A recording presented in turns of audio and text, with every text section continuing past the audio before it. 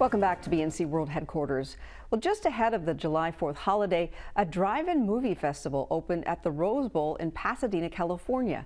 Anita Bennett went to the first showing on Thursday night, where moviegoers watched a new film about Congressman John Lewis.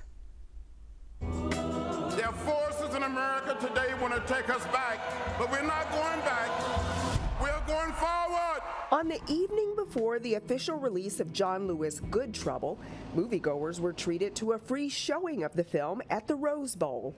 I wanted to see it because of John Lewis and his connection with the movement back in the 1960s. The powerful documentary in Pasadena, California. I'm Anita Bennett for the Black News Channel. John Lewis' Good Trouble can now be seen in select theaters and video on demand. While the Pasadena showing was free, most screenings there will cost $30 per car. For more information, head over to the Tribeca Film Festival's website. And still ahead, New York City is preparing for the return of schools to reopen in September with measures taken to prevent the spread of COVID-19. We'll have all the details coming up next. This is BNC Prime.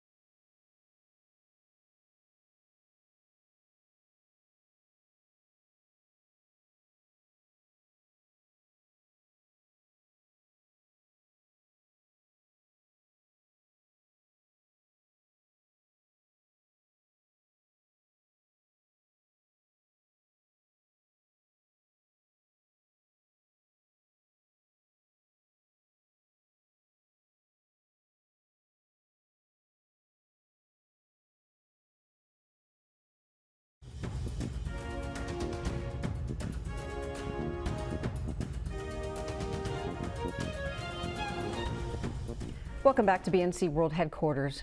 The Food and Drug Administration has issued a warning over a potentially poisonous ingredient found in some hand sanitizers.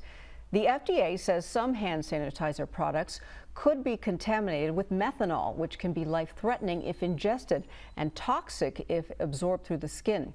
Methanol exposure can cause a host of symptoms, including nausea, headaches, dizziness, amnesia, coma, and seizures. The use of ethanol alcohol-based hand sanitizers is still recommended by the FDA when soap and water is unavailable. The FDA warns that although methanol-containing hand sanitizer produced by the company Eski Biochem was recalled, some of the tainted products could still be in stores. A new report shows it could take years for the U.S. economy to recover from coronavirus. The Congressional Budget Office released its 10-year forecast yesterday. It estimates unemployment will not return to pre-pandemic levels for at least 10 years. The CBO is also revising its forecast for overall economic growth, and it's predicting the deficit could quadruple this year. Well, New York City is preparing for an in-person reopening of its schools with all the precautions needed to keep the coronavirus under control. As BNC's Ashley Liotis reports, many parents are not sure if they will allow their children back in the classroom.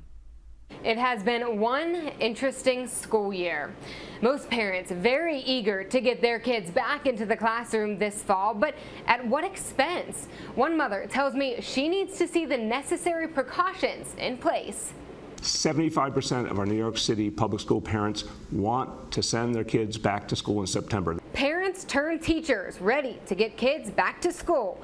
With so much unknown, Mayor Bill de Blasio is still optimistic about getting children back to school this September with added safety measures. What will you see? You'll see daily cleanings, deep cleanings after each day to make sure the schools, top to bottom, are safe. You're going to see constant use of face coverings. They'll be provided for free for anyone who needs them, kids, adults alike. Everyone will be expected to wear face coverings. You'll see social distancing. That 6-foot rule will be in effect. You'll see a lot of features to make it easy for kids and adults in the school building to stay safe. Hand washing stations, hand sanitizer all over the building. These are the kinds of things that we need to do to give people confidence, make sure they're safe, and we'll be doing that and preparing for that in the months ahead. Each school will have their own plan and number of how many kids they can bring back safely. The main focus, the health and safety for kids, families, and school staff. Jasmine Suleiman has 2 boys in high school. She says she'd need to see the precautions in place to feel safe sending her kids back. It's a little alarming not knowing. I think the social distancing, smaller classrooms, maybe like they say now with the 50% of being indoors. So like making the measures of people, like maybe half the class remotely 1 week, a rotation of being in class and exposure, because the children need socialization. Suleiman said it's been tough at times parenting 2 boys who are learning from home while she is working from home as well. But she'll do whatever is necessary to keep them safe. I feel our city is really prepared. And if they feel like children are going to be in harm's way and they pull back and they go with operating remotely, I would be okay with that. I'm not going to put my children in harm's way or danger if I don't feel comfortable with what's being in place. Another concern I'm hearing from many parents in New York City is public transportation. A lot of these kids take buses and subways to get to school, so that would need to remain safe as well. Reporting in New York City for the Black News Channel, I'm Ashley Leotis. And more than 1 million students in the country's largest public school system have been learning remotely since Mayor Bill de Blasio shut down schools in mid-March as COVID infections started to rise exponentially across the city.